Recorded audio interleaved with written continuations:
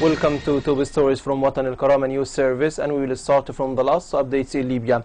General leader of Libyan armed forces Khalifa Haftar has visited the Binyana air base.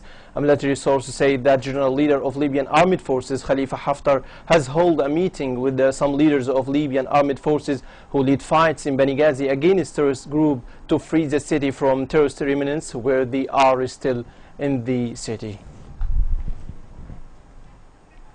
Clashes have been erupt among terrorist Fajr Libya in some districts in Trablus due to political disagreement in outgoing parliament.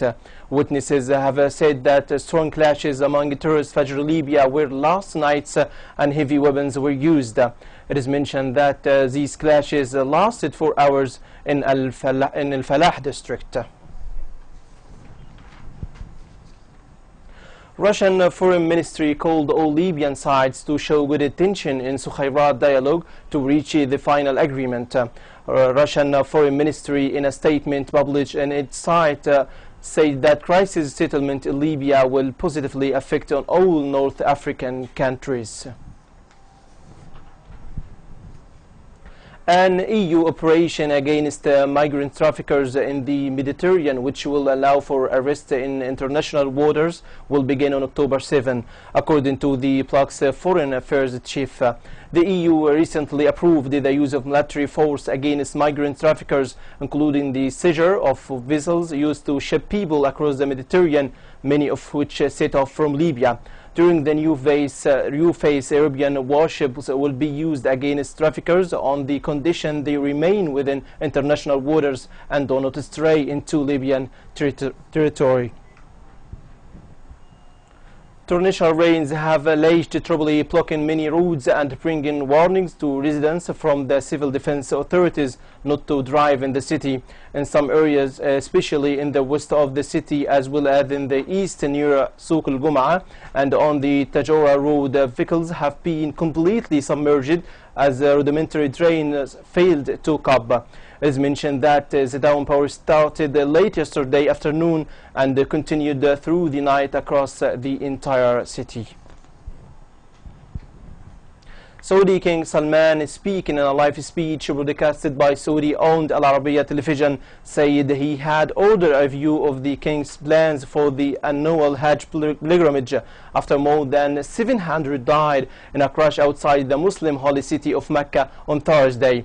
The king also said he had requested a swift investigation into what he described as a painful incident where at least 863 others were injured in the crash at Crossroad on Street 204 at the camp city in Mina, a few kilometers east of Mecca.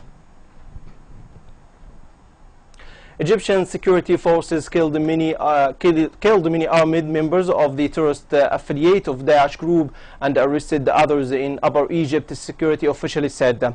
According to security sources, a cache of weapons and explosives were seized during the raid.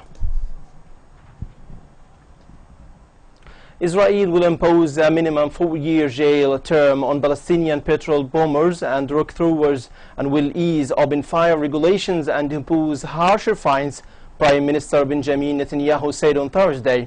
The cabinet ordered a minimum 4-year jail term for anybody throwing dangerous objects as a temporary measure to be in effect for 3 years. This does not require Parliament's approval. Thousands of migrants streamed through the Balkan Thursday as Germany Chancellor Angela Merkel warned after an emergency summit that Europe still had to get to grips with its biggest post-war refugee crisis. Migrants, many from war-torn Syria, are pouring through the Balkans on zigzag track to northern Europe, particularly Germany, which they see as a beacon of stability and prosperity. EU leaders agreed to mobilize an additional €1 billion for the UN Refugees Agency and the World Food Programme, as well as more help for Turkey, Lebanon, Jordan, and the Balkan countries. That's the wrap-up of our top stories. For much more, you can check our website www.watanalkarama.tv. Thanks for being with us. See you next time. Until then, leave you in the care of Allah. Best regards.